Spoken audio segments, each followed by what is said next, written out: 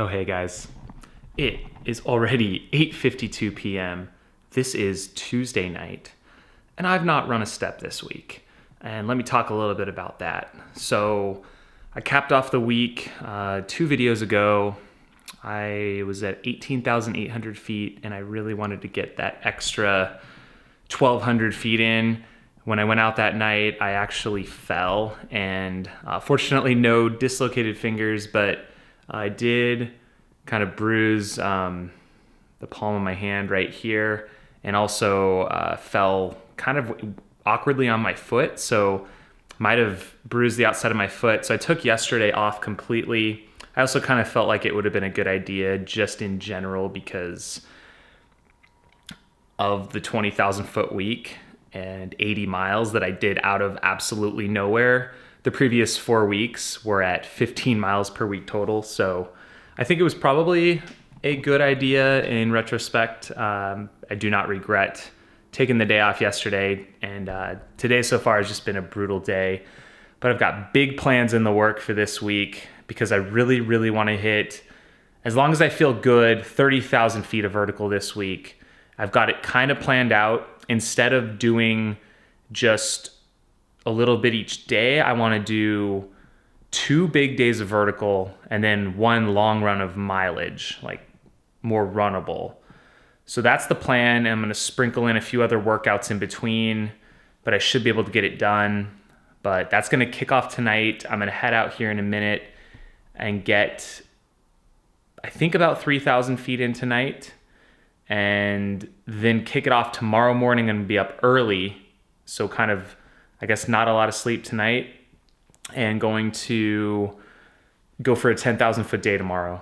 I can't believe I'm saying that right now on film because then I'm going to be held accountable to it, but that's what it's all about. So it's going to happen tomorrow morning. I'm meeting up with a friend. He's going to join me for probably part of that run, and we're going to be doing repeats up and down North Mountain. But right now I'm kind of looking to pull together a couple things for Barkley just because I want to.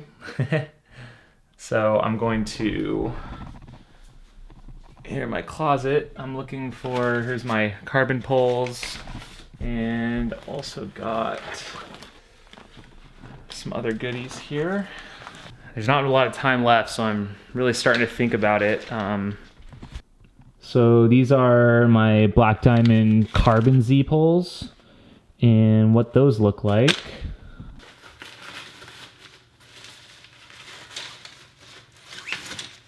So they fold up in thirds, and you just pop them out, and that's it. They're extremely light. I've also got the aluminum version, so kind of got a backup pair. These ones also fold down as well. It's just like that. You can definitely stack them if you need to, but I've used those at Barkley previously. Yeah, these things are pretty sleek. Used them at Hard Rock and UTMB before as well. Other things, I've got these Solomon gloves here that they are new, but these are for kind of mountaineering, snowboarding, and they're extremely warm. This is my Black Diamond Icon headlamp that is really pretty bright, and you can put 4 lithium batteries back here, which is really great for being able to use poles during the race. Just a couple layers here, and this is kind of my Barkley history pack.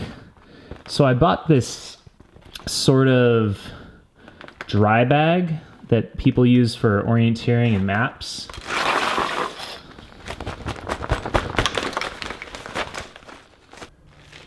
So this one, we've got Barkley Marathons, Hold On to Your Manhood. So that was my bib for whatever lap I was on. I forget what year this was from. And then you see the actual pages here. Here's another one, Hold On to Your Manhood. Here's another set of pages, and yeah, more pages. So that's what it's all about. You got to make sure you turn in those pages. You can see the bib from another year. It says, "Bad things are out there, Barkley Marathons."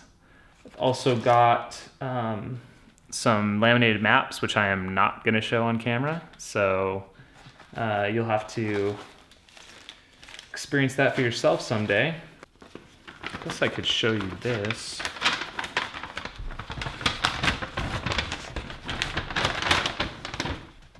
And here, this is just a blank map.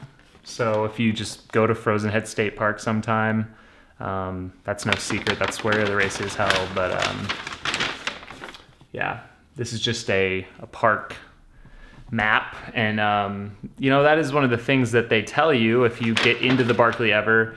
One of the rules is that you are not allowed to train off course.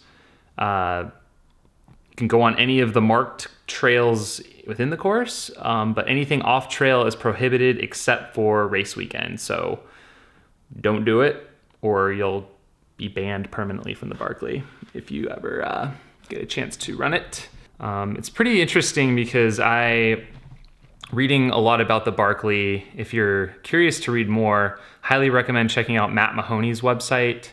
It's mattmahoney.net, and then there's a link for the Barkley, but he's got this amazing archive of stories and tales from some of the previous finishers, or failures too, just attempts. And he's kind of got it chronicled. And a lot of the stories as well made it into Frozen Ed Furtaugh's book, Tales from Out There. And it's interesting because I remember reading about some of the guys going out there weeks in advance, either in January, or sometimes they go out just 2 weeks before race day. Kind of like what a lot of people do for Hard Rock. They'll go out and kind of do the whole Camp Hard Rock thing and help mark the course and everything. But for Barkley, for me, that wasn't something that appealed to me. I wanted to just show up on race day or like the day before and not really know anything and just kind of go in blind. And that to me just adds to the challenge. I don't want it figured out. I want it to be unknown. I know that the race obviously has a lot of unknown elements, but I wanted to really respect that. That does seem to be the ideal for the race. That's kind of the point. There's ultra runs all over the place, dime a dozen that, you download the course map and you can go pre-run it, and there's aid stations and all that. But it's different and it's exciting, and that's why I'm doing it. So I'm not going to go out in February and hit the trails for a month. I'm just going to get out there on race day. Yeah, one more accompanying thought to that is this thing called Quitter's Road. And many of you might know what that is. But essentially, the Barkley is a loop. It's a 5-loop course. But from anywhere on that loop that you're on, there are maintained park trails that essentially lead right back to camp. So imagine like the wheels of a spoke on a bicycle wheel.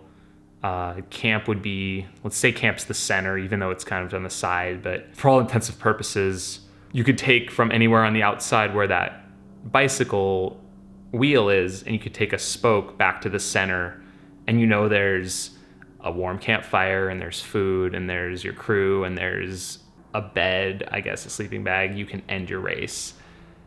And for me, I've never taken Quitter's Road in Barkley, even at the expense of having people worry for me for 8 hours because I was still out there on loop 4.